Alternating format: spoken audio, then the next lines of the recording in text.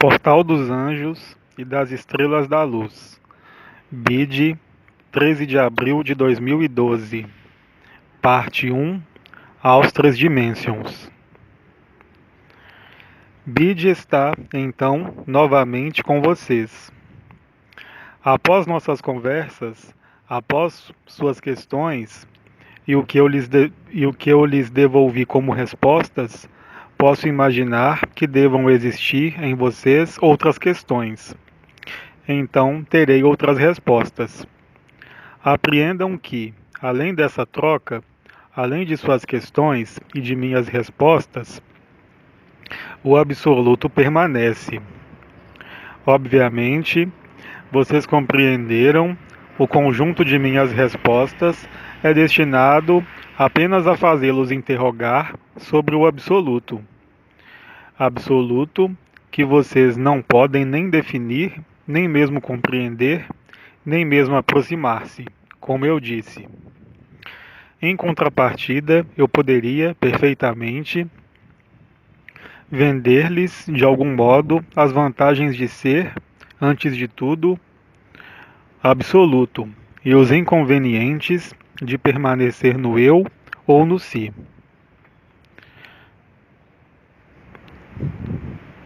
A primeira vantagem é que o que quer que vocês digam, o que quer que vocês pensem e o que quer que experimentem, o eu e o si terminarão com sua partida deste corpo e, portanto, nem o eu, nem o si poderão satisfazê-los de modo algum, além da duração efêmera do que vocês chamam essa vida. O absoluto confere, de algum modo, muito exatamente, o inverso e o oposto disso. É o fim da morte. É o fim do esquecimento. A segunda vantagem, que é, certamente, para essa vida efêmera e esse eu efêmero, que deixa o absoluto ser, é que, obviamente, no absoluto não pode existir qualquer das flutuações que vocês vivem a cada dia de sua vida. Um dia vocês estão felizes, um dia vocês estão infelizes, um dia vocês vivem o si, um dia o si afasta-se de vocês. E isso é impossível no absoluto. O absoluto confere-lhes, portanto, uma forma de perenidade. E eu diria mesmo, mais, uma segurança total, bem além do si.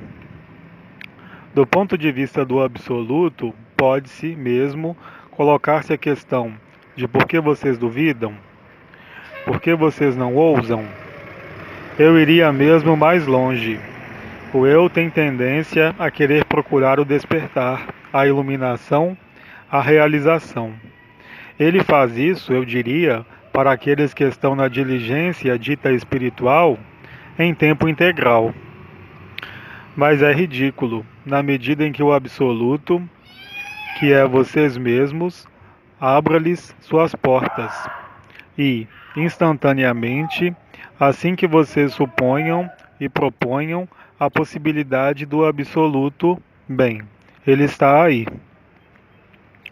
Mas o ego não lhes permitirá jamais supor isso, porque ele é construído justamente sobre a negação do absoluto.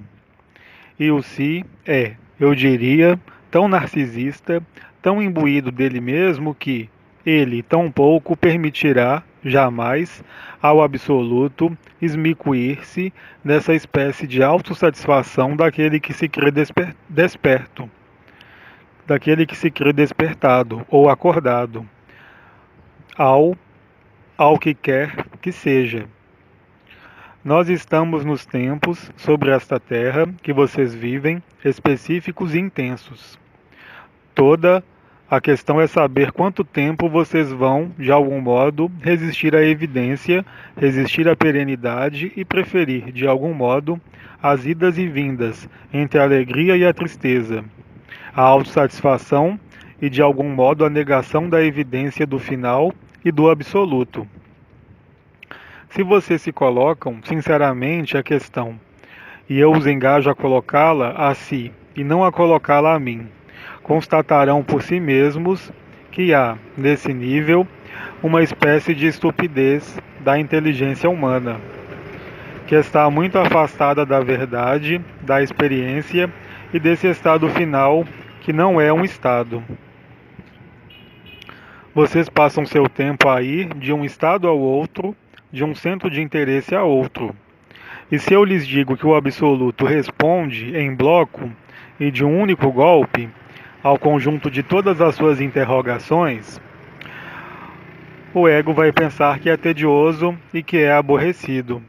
Então, é claro, ele vai passar seu tempo, ao invés de refutar-se ele mesmo, a refutar o absoluto e a afastar-se dele, através de uma busca hipotética de qualquer realização, de qualquer evolução ou de qualquer transformação, numa linearidade que, de todo modo, não deixa qualquer evidência ao infinito. Em resumo, vocês estão num corpo limitado, vocês estão em pensamentos limitados, vocês sonham com o ilimitado, vocês são finitos, vocês sonham com o infinito. Mas, assim que o infinito chega, vocês retrocedem porque, obviamente, não há solução de continuidade, como foi dito, e, portanto, para vocês é completamente deplorável, completamente ilusório. Enquanto vocês permanecem nesse ego, essa pequena pessoa que nasceu um dia e que morrerá de qualquer modo, independentemente do que vocês façam, o que quer que realizem. E vocês recomeçam a cada vez. Ontem, um excelente amigo emitiu-lhes frases. Essas frases são ressonâncias importantes para permitir-lhes ousar e colocar-se a questão de por que vocês não ousam. Qual é esse medo? Qual é essa dúvida que está inscrita nesse corpo, que é apenas um saco de alimento, que é destinado a alimentar outra coisa, é claro, a sua morte? E vocês persistem a imaginar-se ser esse corpo e tudo que não dura, que tem apenas um tempo nesse mundo, que é inscrito entre sua vinda nesse mundo e sua partida desse mundo. E vocês sonham com o ilimitado, através de uma relação com um ser amado. E vocês sonham com a permanência de algo que seria eterno, mas tomando o cuidado de instalar-se no efêmero. Vocês se dão conta desse ridículo, do que é pensado, do que é imaginado e do que é projetado? Vocês querem sair do ridículo? Vocês querem, enfim, ser esta alegria eterna, esse êxtase permanente? Vocês estariam tão atemorizados por seu próprio prazer? Estariam tão alarmados de ser apenas essa fonte de prazer indizível, permanente, eterna? Aí está onde se situa o quadro entre nós hoje. Eu lhes digo então, bom dia e bem-vindos à eternidade. Vamos, portanto, trocar nos intervalos sobre as questões que vocês me colocaram e as respostas que eu ali aportei. Aí também eu lhes peço para não procurar compreender, mas impregnar-se de nossas trocas. As questões são infinitas, as respostas o são tanto quanto. Do mesmo modo que vocês se escondem através de si mesmos, do mesmo modo que, além do observador e do testemunho, há algo que está aí e que jamais se moveu.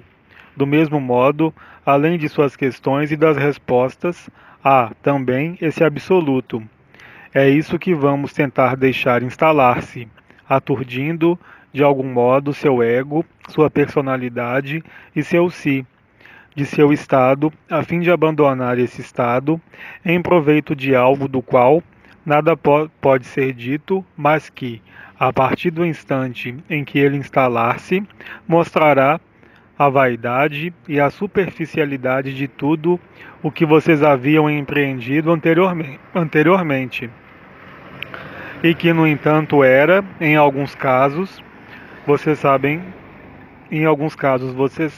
necessário. Mas mesmo esse necessário não deve ser uma finalidade. Vocês devem soltar as muletas, soltar tudo o que vocês têm, tudo em que vocês pensam ter chegado. Vocês não chegaram a lugar algum, porque não há lugar algum aonde chegar. Chegar a algum lugar significa que é necessário ter partido. Mas partir de quê? E partir de onde? Isto posto, eu os escuto. Questão: como se manter no eterno presente? Refutando seu próprio mental. Ele está aí. Você não pode negá-lo. Não o escute. A que você dá crédito? Você vai dar crédito eternamente ao que lhe sussurra montes de coisas que são falsas? O mental serve apenas para evoluir sobre este mundo para, portanto, entrar em reação permanente e ajustar-se ao que lhe propõe a vida. Mas ele não lhe é de utilidade alguma para ir além disso. Então, não creia no que ele lhe diz. Creia nele quando se trata de ser lógico no fazer da vida comum. Será, contudo, que é preciso crer nele quando ele intervém nos momentos em que você não o tenha solicitado? Quem é o mestre? Quem decide? Não se oponha ao seu próprio mental. Você o reforçará cada vez mais. E é no que você tem jogado há numerosas dezenas de anos. O eu, jogo, terminou. Não se oponha a ele. Ele será sempre mais forte do que você em seu ego. Então, não o escute, não lhe responda, não atribua a ele qualquer validade. Você constatará por si mesmo que, então, pouco a pouco, ele soltará. Refute-o sem opor-se. O mental serve-se mesmo da meditação e mesmo de sua própria observação além do mental. Ele vai querer ser, de algum modo, o proprietário de tudo que pode emitir no interior de você, o que superou esse mental e o remete permanentemente a si mesmo, e, permanentemente, de algum modo, a certa forma de inutilidade de si mesmo. Há, portanto, simplesmente, que não mais atribuir a ele o mínimo crédito. Ele acabará, efetivamente, por calar-se. Mas, sobretudo, não peça a ele para calar-se, porque, para ele, tudo é pretexto para interagir e para reagir. Não o escute. Tudo o que ele pode dizer-lhe, concernente ao que você é falso. Não há outro meio. Vocês todos observaram, na vida que é vivida sobre este mundo, que, a partir do instante em que se atribui crédito ao que quer que seja, há todas as chances para que aquilo a que a consciência é dirigida manifeste-se, de um modo ou de outro. E vocês constatam, aliás, que se manifesta muito mais facilmente o que tem tendência a ser negativo do que o que tem tendência a ser positivo. Muitos quereriam ser ricos, muitos são pobres. Muitos quereriam estar em boa saúde e muitos estão doentes. Isso deverá e deveria já atrair sua atenção sobre a estupidez de crer nesse gênero de coisas. O eu, o ego, a personalidade vai procurar permanentemente proteger-se, prever, e o mental ali se destaca. Ele vai mesmo falar-lhes de luz. Ele vai mesmo falar-lhes de bem-estar. Ele vai mesmo falar-lhes de realização. Mas ele lhes mente. E, sobretudo, vocês não são ele. Quando vocês dizem eu como, quem come? Vocês ou esse corpo? Quando vocês dizem eu conduzo, quem conduz? Quando vocês dizem eu tenho um marido, quem é esse eu que tem um marido? Esse marido está em você? Ou esse marido está no exterior de você? Compreendam que eu nada pode ter, nem nada ser. Ele é apenas um intermediário e vocês dão todo o peso a esse intermediário. É assim para tudo que se manifesta no pensamento, nas ideias, nos conceitos, e eu vou, mesmo mais longe, em tudo que é percebido. O próprio princípio da identificação leva-os à projeção, e a projeção é uma exteriorização e é, portanto, por natureza e pela própria manifestação, efêmera. Não se ocupem disso. Questão: quem é que refuta? O próprio ego, porque a refutação para ele parece não apresentar perigo. Ele vai considerar isso como um jogo, mas muito rapidamente ele deverá desiludir-se porque, por força de ter refutado tudo o que, até o presente, constituía o universo dele, bem, ele vai quebrar, ele vai capitular. E é naquele momento que lhes aparecerá atrás esse eu, o si. Continuem a refutar. A onda de vida aparecerá ou não. Deixem fazer o que se faz. Vocês não podem conhecer o absoluto. Em momento algum, vocês podem apenas vivê-lo. Ele já está aí. Lembrem-se de que o absoluto não tem necessidade de refutar o que quer que seja. Ele não tem necessidade de negar o que quer que seja, uma vez que ele é amplamente mais vasto, dado que infinito, do que o ego, do que a pessoa, do que o mental, do que o que é percebido ou do que é concebido. Portanto, não se coloquem a questão de saber se é o absoluto que refuta. O absoluto nada refuta. Ele não é absolutamente concernido por sua cena de teatro, nem mesmo pelo contra-regra, nem mesmo pelo iluminador, nem mesmo pelo ator, nem mesmo por aquele que assiste. Ele não se importa com o teatro, em verdade. Quando vocês tiverem, de algum modo, tomado consciência de que não são nem o cenário, nem a cena, nem o ator, nem o espectador, nem o teatro, restará o quê? O que vocês são, além de toda fraude. Mas não há outro modo, nem outra possibilidade de pôr fim à ilusão do teatro. Enquanto vocês estão no teatro, vocês sofrem, quer vocês queiram ou não, a propósito desse corpo, a propósito de suas emoções, a propósito de sua fadiga ou de seu bem-estar. Se o teatro não existe mais, o que é que poderia sofrer? Nada há mais recipiente. O absoluto é, de algum modo, a cura final, e vocês recusam essa cura final. De algum modo, o eu e o si são masoquistas. E vocês sabem muito bem que, nesse mundo, de masoquismo em masoquismo, aparece o sadismo, o bem e o mal. Vocês não são nem o bem nem o mal. Se vocês estão aqui, é que aderem ao bem, o seu ou aquele do outro, mas o bem é apenas construído a partir da experiência desse mundo. Nenhuma experiência desse mundo é a experiência do absoluto, porque o absoluto não será jamais uma experiência. Ele não pode ser.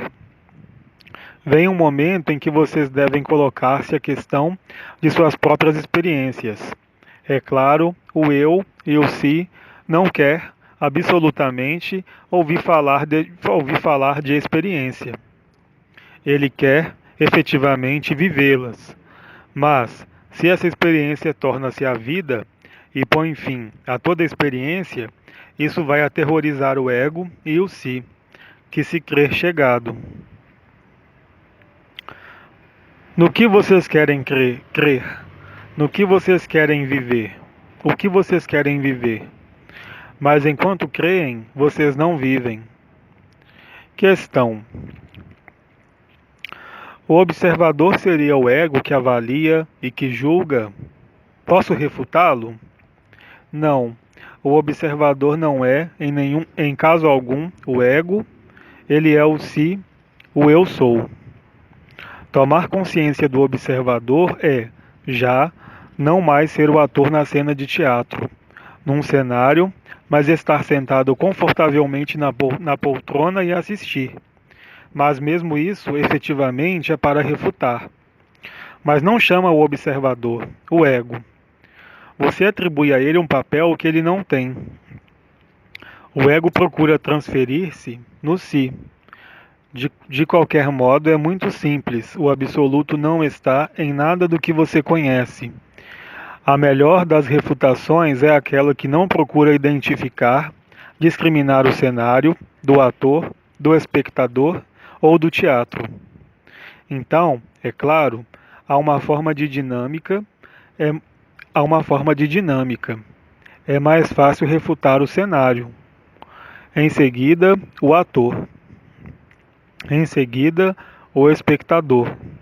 E, ao final, o teatro, porque é muito mais difícil refutar inteiramente o teatro desde o início. Porque o ego, o si, considera que há um início e, portanto, um caminho e, portanto, uma chegada. Há, portanto, certo número de atos e de cenas a jogar. E isso é muito prazeroso mesmo para o observador. A maior das angústias sobrevém quando se apercebe de que não se é nem o ator, nem o cenário, nem o espectador, nem mesmo o teatro no qual se desenrolava essa hipotética peça de teatro.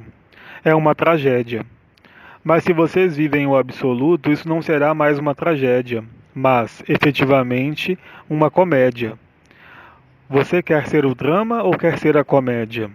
Tudo se resume a isso. Questão: é preciso começar por refutar as manifestações do passado ou aquela do presente? Mas refutar o passado quer dizer que você atribui ainda um peso ao passado. O passado não tem peso algum. Ele não é, mesmo, para refutar. Ele não existe. Em contrapartida, sua suposta ação no presente existe, se você a coloca assim. Portanto, o que há a refutar nesse caso? É tudo o que você conhece. O que você conhece não é o que você conheceu, que é apenas um peso morto. O que está ativo no eu e no si é, unicamente, o que é conhecido no presente. A presença, o eu sou ou o eu sou um, o si não é simplesmente o presente. É justamente o que supera e transforma amplamente esse presente. Enquanto você está no eu, você está no que se chama um presente magro. Ou seja, que esse presente é tão magro que estaria repleto de pseudo-certezas que vêm de seu passado, de sua educação, de suas vidas passadas, que lhes dão a impressão de controlar este presente magro. A meditação abre-se num presente amplo, ou seja, os pensamentos não são mais tão rápidos. Há como uma possibilidade de observar os próprios pensamentos, as próprias ideias, permitindo desfazer-se delas muito facilmente, ou em todo caso, muito mais facilmente. O presente amplo desemboca na presença, no eu sou. Não se ocupe com o que está morto. Ontem morreu, o segundo de antes morreu. O que quer que venham dizer-lhe seus pensamentos, o que quer que venham dizer-lhe seus medos ou seus sofrimentos, qualquer que seja a causalidade do que você vive hoje, você não é, de modo algum, uma causalidade. Não atribua peso ao que não tem mais verdade. A refutação concerne a totalidade do que foi nomeado efêmero ou limitado. Um instante passado é efêmero e está morto. Por que você quer fazê-lo viver? O que há a refutar é, essencialmente, o que se situa primeiro nesse presente magro e em seguida num presente amplo. Isso vai instalá-lo no eterno presente que é a presença. Mas enquanto você dá crédito ao que quer que seja de seu passado, você se coloca a si mesmo na lei de ação-reação e no que é nomeado o karma. O karma concerne a personalidade mortal e efêmera, jamais ao si. Quanto ao absoluto, ele não pode mesmo vislumbrar qualquer veracidade nisso.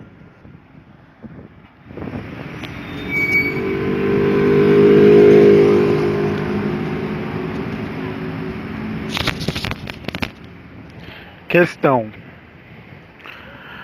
em meus momentos de alinhamento, quando eu solto o que eu acredito, o que eu conheço parece-me estar como em suspensão e o que vem a mim é nada.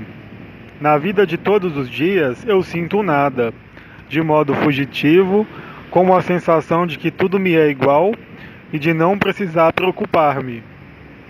Se eu solto apego à alegria, eu não sei sequer se o que aflora a minha consciência é conhecido ou não, e isso me é igual. O que é? Obrigado por seu testemunho, mas isso não é uma questão, é uma constatação. Agora, quem quer constatar? Ainda uma vez o ego e a personalidade, que procuram apropriar-se como uma espécie de autossatisfação de ter conseguido criar isso. Aí também vai além disso.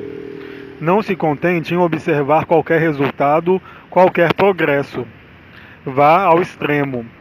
Enquanto você se mira e olha-se a si mesmo, o absoluto não pode nascer. Ele já está aí. É você que espera que ele nasça. Mas nada pode nascer, mas nada pode nascer, não se olhe jogar. Mesmo esse jogo deve cessar. Esqueça mesmo isso. Totalmente. O absoluto aí está. O si vai, sempre, vangloriar-se da maravilhosa distância existente entre o que ele era antes, no eu, e o que ele se tornou. Mas o absoluto não pode ser nem antes, nem o que se tornou. Ele é. Você nada é do que se joga, você nada é do que chegou. E por boa razão, assim que haja autossatisfação, do que quer que seja, você pode estar certo de que não é o absoluto. Portanto, de algum modo, deixe cair tudo isso. Não constate mesmo isso.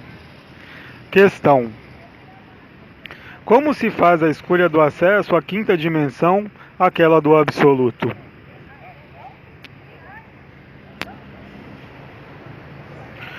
Por quê? Você tem uma escolha a fazer. O que é que põe essa questão, se não é o mental, que procura apreender-se de uma compreensão para melhor escolher? Mas o mental não pode escolher. Isso lhes foi desenvolvido amplamente pelas estruturas que se exprimiram, os diferentes intervenientes da Assembleia, dos Anciões, das Estrelas, o conclave arcangélico, pela vibração. Mas o absoluto está além de toda vibração. Enquanto você se coloca a questão da escolha, a mental, é claro, uma vez que o mental é, permanentemente, uma questão de escolha. E o absoluto não pode aparecer a você. O absoluto não é uma escolha. Ele é. O que é, escolhe. O que escolhe é aquele que crer ter a escolha. O mental, a personalidade ou o si. Não há qualquer escolha para o absoluto. A escolha é a ilusão do livre-arbítrio. A ausência de escolha é a liberdade. Na liberdade há a graça, o êxtase, o prazer, em seu sentido mais exacerbado, o mais intenso, o mais interior. No livre-arbítrio há a gravidade, o peso, o sentimento de conhecer algo. Mas tudo o que é conhecido, desse ponto de vista limitado, é apenas uma ignorância. Aí também é um teatro. Colocar-se a questão da escolha remete-o à atividade do mental, sistematicamente, logicamente. Enquanto você se coloca a questão, ou coloca a mim, você não pode deixar emergir de algum modo, a resposta. Ela permanece escondida e o absoluto parece desaparecer, ou, em todo caso, afasta-se, embora não seja ele que se afaste, mas é você que se afasta. Questão: a onda de vida aqueceu-me parte da noite. Eu me aproximei do absoluto? A onda de vida é, de algum modo, o testemunho e o marcador de algo que surge, que sempre esteve aí, que é, efetivamente, o absoluto. É a onda de vida que propicia, se pode dizê-lo, o estado de êxtase, o fim do questionamento. E, efetivamente, do ponto de vista do si, a instalação no não eu sou, no não si, no absoluto. Há, portanto, apenas que deixar agir, que deixar fazer, nada dirigir, e a um dado momento, espontaneamente no si, muito naturalmente, a onda de vida tornar-se-á o que você é. Naquele momento, nenhum limite e nenhum finito inscrito nesse corpo, nessa pessoa e nesses pensamentos será vivido como real. Você será absoluto. O mais assustador, mas que é ao mesmo tempo mais simples nessa fase, essa última fase, antes da ausência de fase, é justamente aceitar nada mais fazer, aceitar não mais olhar, a fim de que a onda de vida, se pode exprimi-lo assim, tome posse de você.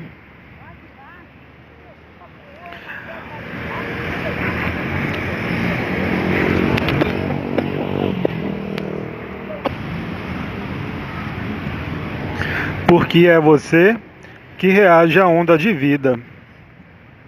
Ela sempre esteve aí. Caso contrário, não haveria vida alguma. É preciso, portanto, inverter a noção do sentido do movimento. Não é você que vive a onda de vida, mas é a onda de vida que vive você. Isso mudará tudo. Como disseram os anciões, fique tranquilo e em paz. Se você se coloca um pouquinho na poltrona do espectador, você vai constatar que o que se desenrola na cena muda o ator. E você vai constatar também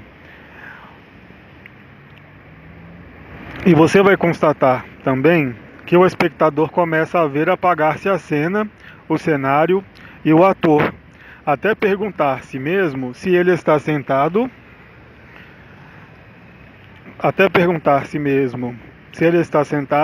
e se existe um teatro. Quando essa última pergunta cessa, o teatro desaparece. Poder-se-ia dizer, de algum modo, quando a onda de vida trabalha, não trabalhe, não se ocupe disso, não a refute, é claro, mas vá além. Questão: há um inconveniente para o eu em manter ainda o mental numa atividade profissional mesmo reduzida? Absolutamente não. Não existe qualquer obstáculo ao absoluto. Servir-se do mental numa atividade mental parece-me lógico e normal. O que é ilógico e anormal é quando o mental intervém no que não concerne a ele. O mental não pode ser um obstáculo ao absoluto. O que quer que ele faça no comum do que há a fazer deste corpo e de ocupações do eu, nenhuma obstrução pode nascer. A única obstrução que é concebida é aquela que elabora o eu, ele mesmo, para justificar-se. Isso é apenas uma justificação que não tem sentido algum. O absoluto não se importa com o mental e com as atividades dele. Portanto, crer que o mental vai ser um obstáculo ao absoluto é, aí também, um jogo do mental. Questão: poderia desenvolver sobre a frase "você não pode se apropriar do que você é"? Efetivamente, tudo que é projetado, portanto, o eu e a fortiori, o si, não pode contemplar-se a si mesmo. Você pode ver-se sem recorrer a um espelho? Os olhos não são voltados para o interior. Portanto, você não pode ver-se, exceto com a ajuda de um espelho. O conjunto de outros eu, o conjunto de cenários e o conjunto de teatros são apenas cenários e espelhos. Você não pode ver-se através de outra coisa que não um espelho, mas nenhum espelho é real. Do ponto de vista em que você está, você não pode apropriar-se do que quer que seja. O absoluto é natural. Esse é final. Ele é final. O absoluto é natural. Ele é esse final. Enquanto limitado crer que ele pode apropriar-se do que quer que seja, ele está no erro. Eu posso empregar essa imagem. Você pode apenas transladar, transcendendo da imagem ao verdadeiro ou ao absoluto. Mas você não pode ver-se a si mesmo, porque tudo que é visto permanecerá circunscrito a um dado quadro de referências, a determinadas suposições, a determinados referenciais em relação à experiência passada que morreu. O desconhecido não pode ser conhecido a partir do conhecido. O conhecido será sempre um espelho, um dispositivo enganador, o que quer dizer que há sempre a necessidade de mirar-se e de admirar-se. É o jogo do ego e do si. E quando cessa esse jogo de projeções, ou seja, quando nada há para ver, nada para mirar ou admirar, quando não há mais qualquer lugar para o eu e para o si, que o absoluto encontrá-lo-á. Em resumo, você não pode encontrar o absoluto. Você não pode mesmo procurá-lo, nem compreendê-lo. Enquanto o ego não compreendeu isso, ele pode ver-se repetir essa frase milhares de vezes, se não milhões de vezes. Ele não o vê, ele não o entende, porque ele tem necessidade de compreender, porque ele tem necessidade de referir-se a um conhecido. Em resumo, o conhecido não quer soltar o conhecido. E todo o drama do ego. É todo o drama da pessoa que se crê uma pessoa. Nenhum resultado é possível nesse quadro. E, no entanto, é nesse quadro que você se fecha, que o mundo fecha você. Questão: existem preferências ou afinidades no absoluto? Enquanto permanece um absoluto num relativo, ou seja, enquanto esse corpo está presente, qualquer que seja a sua vida, as preferências vão continuar. Você prefere tal Salvador ao invés de outro, mas não é você que prefere, é esse corpo. Então deixe essas preferências evoluírem, como elas evoluem. Elas fazem apenas traduzir a ação do princípio vital em você. Isso concerne tanto aos alimentos como às preferências, quaisquer que sejam, de amizade ou de amor, mesmo pessoais. Mas não se ocupe disso. Apenas quando a forma termina, é que o absoluto reencontra, eu diria, sua equanimidade e sua permanência em todas as coisas. O olhar, enquanto você ainda está num limitado, será sempre colorido por esse limitado. Mas você sabe, é apenas uma coloração e que não tem mais sentido preferir a couve-flor à cenoura. É apenas uma forma diferente, um agenciamento diferente de cores, de sabores, de moléculas e de átomos. Mas é apenas algo que entra na forma. É uma diferença de apreciação, como você disse, mas que, absolutamente, nada muda para o absoluto. Esse corpo de alimento tem necessidade de alimento, qualquer que seja o alimento. Em definitivo, qual a importância? Questão: e sobre as emoções? Uma emoção pertence à ação-reação. Ela é inscrita no karma e, portanto, Qualquer que seja a emoção, mesmo a mais elevada, restará, em definitivo, apenas no que é nomeado o astral, ou seja, no corpo de desejo. O corpo de desejo é efêmero. Nenhuma emoção pode conduzi-lo ao absoluto, mesmo se você pensa e crê nisso. Tudo separa esses dois mundos, absolutamente tudo. A emoção vai criar uma aspiração para o belo, para a vontade de melhorar algo.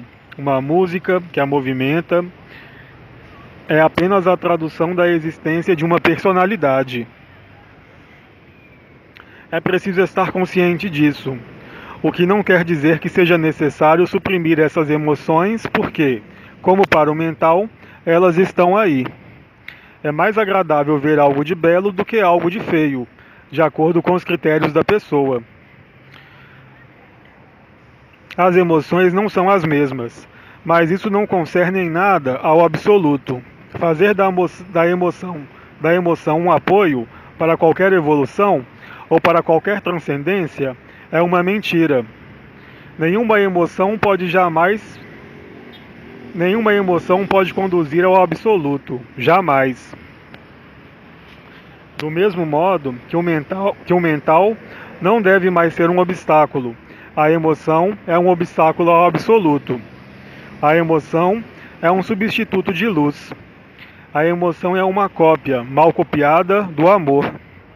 A emoção pode criar um arrepio, mas que não é, em nada, o arrepio do êxtase. Eu repito, é uma imitação. É esse princípio mesmo de imitação que foi levado adiante pelas religiões, pelas espiritualidades. O absoluto jamais será uma emoção. Mensagem de Bide no site francês austrasdimensions.com, 13 de abril de 2012, parte 1. Versão do francês, Célia G. leiturasdaluz.blogspot.com. Transcrição e edição, Andréia Protizek e Zuma Peixinho. portaldosanjos.net